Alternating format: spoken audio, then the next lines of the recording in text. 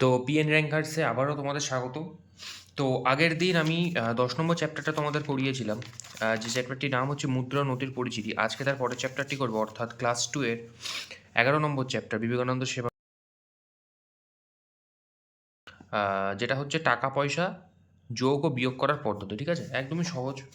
যে কোনো কিছু একটা যে কোনো অঙ্ক শুরু করার আগে একটা জিনিস তোমাদেরকে আগে মাথায় রাখতে হবে, যে টাকা পয়সা নিয়ে যদি আমরা যোগ করতে যাই, যে বেসিক ফান্ডাটা মনে রাখতে হবে সেটা হচ্ছে, ধরো আমি এখানে একটা পয়েন্ট দিয়ে লিখছি যে আমরা সবাই জানি 100 পয়সা মানে কত, 1 টাকা। এটা সবাই আমরা জানি, 100 পয়সা মানে 1 টাকা। সিমিলারলি উল্টো হয়, 1 টাকা মানে 100 পয়সা। তাহলে কোনো একটা অঙ্ক ধরো যখন আলাদা আলাদা থাকছে, আমি কি বলছি, পয়েন্টের এই সাইডে, পয়েন্টের বাঁ সাইডে, অর্থাৎ দেখো এই যে এই অঙ্কটা, পয়েন্টের বাঁ সাইডে এটা টাকা, ডান সাইডে এটা পয়সা। এই পয়সাগুলো যোগ করে যদি দেখি আমরা 100-র উপরে চলে যাচ্ছে, তাহলে সেটাকে আমরা টাকায় কনভার্ট করব। হয়তো আমি শুধু বললে বোঝাতে অসুবিধা হবে, আমি একটা অঙ্ক তোমাদেরকে করে দেখাই, ঠিক আছে? আচ্ছা, 2-এর দাগের অঙ্কটা দেখো, এই যে 2-এর দাগ, আমি পাতাই 2-এর দাগের অঙ্কটা কী আছে দেখো। ওপরে লিখলাম টাকা পয়সা, 72 টাকা 60 পয়সা, 35 টাকা 40 পয়সা, আর 25 টাকা, এই যে 25টা এটা মানে প্লাসের জন্য সরে গেছে, এটা কিছু না, এটা একসাথে 25 টাকা 80 পয়সা। ঠিক আছে, যোগ করি তাহলে। ঠিক আছে, আমরা এখানে সিম্পলি যোগ করবো। হ্যাঁ, তাহলে 6-4 কত, 10, 10 আর 8, 18, 10 আর 18, আরে থাকছে কত? তাহলে আমরা আচ্ছা ছাড়ো, আমি একদম তোমাদের বেসিক থেকে শেখাই। তোমরা আগে কী করবে, দাগ টেনে নেবে, এই দুটোকে আলাদা আলাদা যোগ করবে।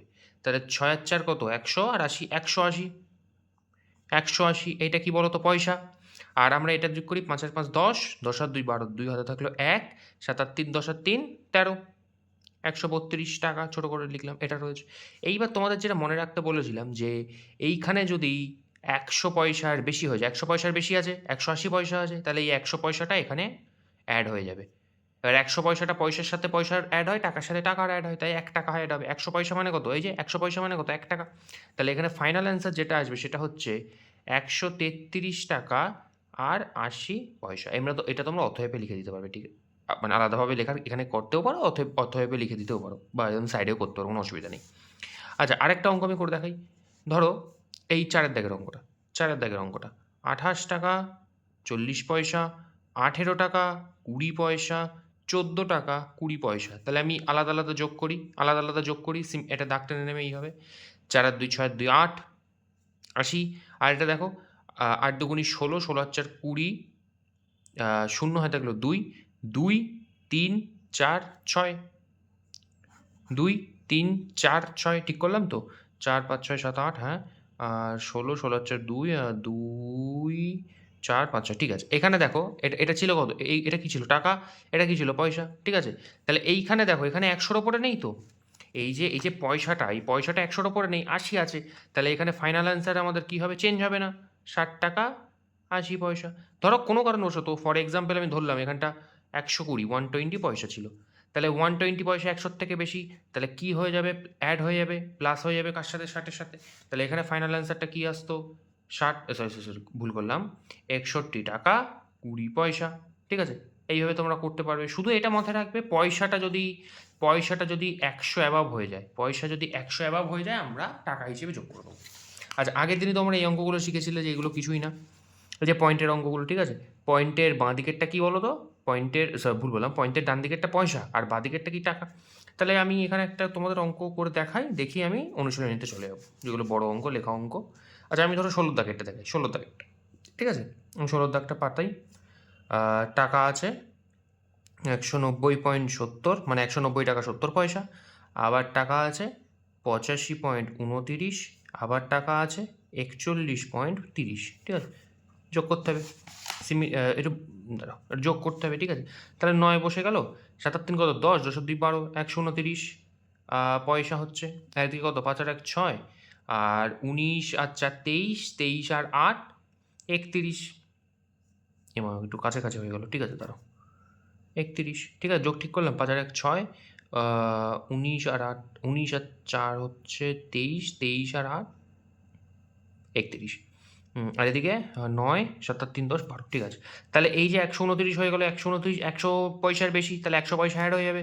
এখানে যদি ধরো কথার কথা 229 থাকতো, 329 বা 301 থাকতো, যাই থাকতো না কেন, আমরা যতটা 100 দিয়ে ভাগ করতে পারবো, মানে যতটাকে কনভার্ট করতে পারবো আমরা টাকায় কনভার্ট করে নেবো। এটাতে আমরা কি লিখতে পারি? 2 টাকা 29 পয়সা।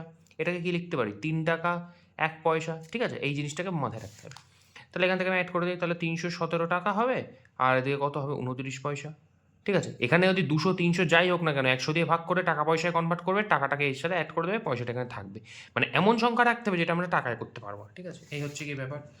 এই অঙ্কগুলো মোটামুটি সেমই আছে। আচ্ছা, এখানে 22-এর দাগের অঙ্কটা তোমাদেরকে একটু বলে দিই। 22-এর দাগের অঙ্কটা দেখো, একটু পয়েন্টের ব্যাপারটা আছে, একটু হেজিবিজি করে মানে আগে পরে লেখা আছে, ঠিক আছে? এই ধরনের অঙ্কগুলোর ক্ষেত্রে কিচ্ছু কঠিন না, একদম সহজ। যেটা হচ্ছে 22-এর দাগের অঙ্কটা আমি যদি পাতাই, তোমাদের পাতানোটা দেখিয়ে দিচ্ছি। 56.60, 8.23, 98.80 আর 0.62, ঠিক আছে? এখানটা কি খেয়াল রেখেছো? এখানটা খেয়াল রেখেছো তো আমি কি করেছি? এখানে আমি পয়েন্টগুলোকে মানে তলায় তলায় রেখেছি, মাথায় রেখে দেবে সবসময়। 0.62 থাক, 0.0 যাই থাক না কেন, পয়েন্টগুলোকে তোমাদের সেম করতে হবে। তাহলে 3 আর 2 6, সরি ভুল বললাম, 3 আর 2 5, 8 আর 2 10, আর এদিকে হচ্ছে 16, মানে 22-এর 2 হাতে থাক, মানে আমি সিম্পল করছি তোমাদের সুবিধার জন্য। 225 হচ্ছে এখানে। আর এই অঙ্কটা করি, 56 ছিল তো, হ্যাঁ। কি হচ্ছে? আর 2 × 16, 16 আর 6 কত? 24-এর 4, হাতে থাকলো 2, 9 আর 5 14, 15 16। তাহলে এখানে দেখো 225 পয়সা আছে তো, 225 তো 100-র অনেক বেশি। তাহলে ফাইনাল উত্তর হবে 2 টাকা অ্যাড হয়ে যাবে। তাহলে এখানে 64 ছিল, 66 হবে, 166 টাকা 25 পয়সা। এটাই হবে আমাদের অ্যান্সার, ঠিক আছে? এটাই হবে আমাদের অ্যান্সার, ঠিক আছে? কমেন্ট বক্সে তোমরা জানাতে পারো এই অঙ্কগুলোর ক্ষেত্রে কোথাও কোনো অসুবিধা হলে, বুঝতে অসুবিধা হচ্ছে, পারছো না করতে, তোমরা জানাতে পারো। আচ্ছা, এই যে দেখো সাজিয়ে নিয়ে যোগ করি, এই যে সাজিয়ে নিয়ে যোগ করে যোগ করা মানে কিছুই না। এই যে 25 টাকা 30 পয়সা, 35 টাকা 68 পয়সা আর 55 টাকা 30 পয়সা, এগুলোকে তলায় তলায় লিখতে হবে। ব্যাস, আর কিচ্ছু না, তলায় তলায় লিখতে হবে। একইভাবে দেখো এই অঙ্কগুলোও তাই রয়েছে, পয়েন্টে পয়েন্টে রয়েছে। 20.12, 25.3। এবার কী করতে হবে? পয়েন্ট পয়েন্ট মিলিয়ে নিতে হবে। তাহলে এই পয়েন্টের নিচে এই পয়েন্ট, এই পয়েন্টের নিচে এই পয়েন্ট, আবার সিমিলারলি পয়সাগুলোকে যোগ করে আলাদা করলে, টাকাগুলোকে যোগ করে আলাদা করলে, তারপরে যা নিয়মটাই, ব্যাস এই অঙ্কগুলোই আছে। একদম সহজ অঙ্ক আছে, সিম্পলি যোগ আছে, বিয়োগও আছে। বিয়োগের ক্ষেত্রেও একই নিয়ম। আচ্ছা তোমাদের, আচ্ছা তোমাদের যোগগুলো দেখিয়েছি না, আমি এটা বিয়োগ দেখাই তোমাদের, ঠিক আছে? এটা বিয়োগ দেখাই তাহলে। আমি ধরো বিয়োগ এই 3-এর দাগেরটা দেখাই, বিয়োগ, হ্যাঁ 3-এর দাগেরটা দেখাচ্ছি। 3-এর দাগেরটা কী আছে দেখো? 36 টাকা 50 পয়সা আর 17 টাকা 00 পয়সা। তাহলে যেরকম সিম্পলি বিয়োগ করতে হয়, কিচ্ছু ভাববে না, শুধু ভাববে এটা আমার কাছে 4 অঙ্কের একটা সংখ্যা, আমি বিয়োগ করব। তাহলে সিম্পলি বিয়োগ করে দাও। এদিকে 50 হিসাবে সুবিধার জন্য, তো দেখো এখানে সিম্পলি বিয়োগ করেছি আমি, 19 হয়েছে এখানে, আর এদিকে 50 হয়েছে। 19টা ইংলিশে লিখে ফেলেছি, 19। তাহলে 19 টাকা 50 পয়সা, ঠিক আছে? বিয়োগ করার ক্ষেত্রে আমি তোমাদের বলে দেই, বেশিরভাগ ক্ষেত্রেই ওই মানে 100 টাকার কেসটা আসবে না, কারণ তোমরা যদি অঙ্কগুলোকে ভালো করে দেখো, প্রত্যেকটা অঙ্ক দেখো, 21 টাকা 30 টাকা, 30 টাকা 40 টাকা। এবার এই একটা অঙ্ক তোমাদের ট্রিকি অঙ্ক, আমি তোমাদের দেখাই। ট্রিকিটা অঙ্কটাকে একবার শিখিয়ে দিই। 9-এর দাগের অঙ্কটা, ঠিক আছে? 9-এর দাগের অঙ্কটা আছে 5 টাকা 30 পয়সা আর 0.70 পয়সা, ঠিক আছে? দেখো 5 টাকা 30 পয়সা 0.70 পয়সা। তাহলে এটা তোমরা বলবে দাদা কী করে বিয়োগ করবো?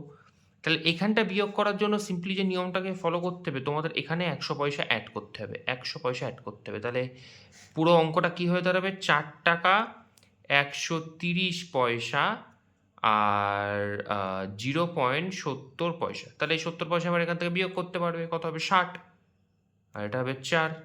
তাহলে 4 টাকা, অ্যান্সারটা কী হবে?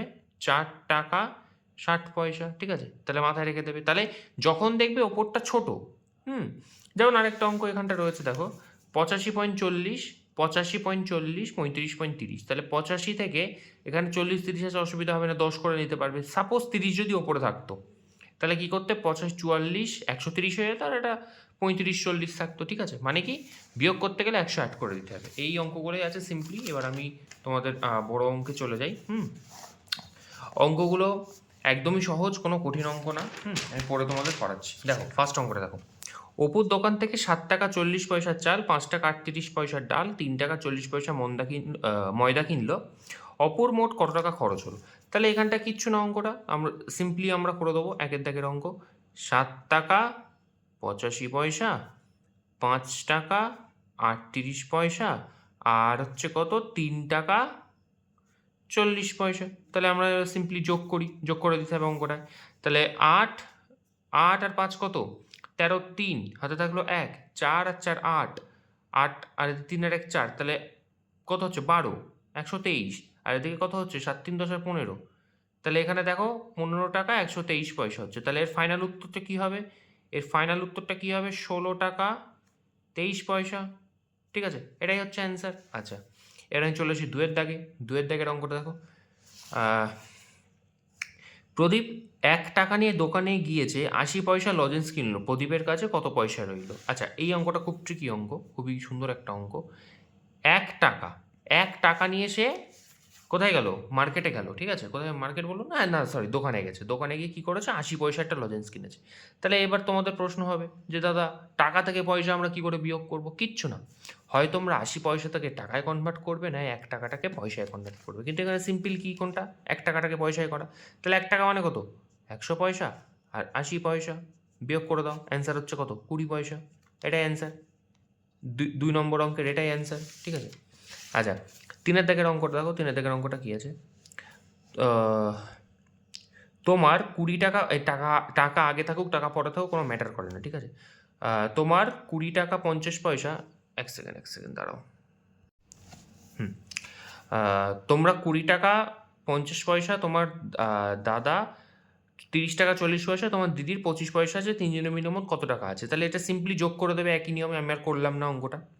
4 দাগের অঙ্ক, 25 টাকা 50 পয়সা আম কিনলে 30 টাকা 50 পয়সায় বিক্রি করলে তাহলে কত লাভ হলো? আচ্ছা, এই অঙ্কটা খুব সুন্দর। 25 টাকা 50 পয়সায় কিনে 30 টাকা 50 পয়সা বিয়োগ করলাম, তাহলে আমরা সিম্পলি বিয়োগ করে দেবো। ঠিক আছে, আমি 3 দাগের অঙ্কটা করলাম না, আমি 3 দাগের অঙ্কটা পাতিয়ে দিচ্ছি। ঠিক আছে, দেখো 20.50, 30.40 আর 25.00 যোগ করে দেবে সিম্পলি। ঠিক আছে, 4 দাগের অঙ্কটা করি। 4 দাগের অঙ্কটা বলেছে 25 টাকা 50 পয়সা আমটা কিনলো, 25 টাকা 50 পয়সা আম কিনলো, 30 টাকা 50 পয়সায় বিক্রি করলো। তাহলে বিক্রি করাটা বেশি তো, নিশ্চয়ই কেউ লস করে বিক্রি করবে না। তাহলে 30.40, না সরি ভুল বললাম, সরি 30.50, হ্যাঁ, আর 25.50। তাহলে সিম্পলি বিয়োগ করে দাও, 0.05। তাহলে কত টাকা লাভ হলো? 5 টাকা লাভ হলো, এটাই অ্যান্সার। 5 টাকা লাভ হলো, এটাই অ্যান্সার। 5 টাকা লাভ হলো, এটাই অ্যান্সার। এবার দেখো 5 দাগ। বিদ্যুৎবাবুর মাসিক আয় 1600 টাকা, বিদ্যুৎবাবুর মাসিক আয় 1600 টাকা, মাসিক ব্যয় 1295 টাকা 50 পয়সা হলে তার মাসিক সঞ্চয় কত? তাহলে এই অঙ্কটা সেই আগের মতন একই নিয়ম। ঠিক আছে, অঙ্কটা খুব সুন্দর। 1600 টাকা, ঠিক আছে, 1600 টাকা। আর এদিকে কত বলেছে? তার ব্যয় কত? 1295 পয়েন্ট, কই গেল, পয়েন্ট 50। ঠিক আছে, এখানটা কিছুই নেই তো, এখানটা কিছু নেই। তাহলে এটা তোমরা সিম্পলি বিয়োগও করে দিতে পারো। ঠিক আছে, সিম্পলি বিয়োগ করলেও হবে।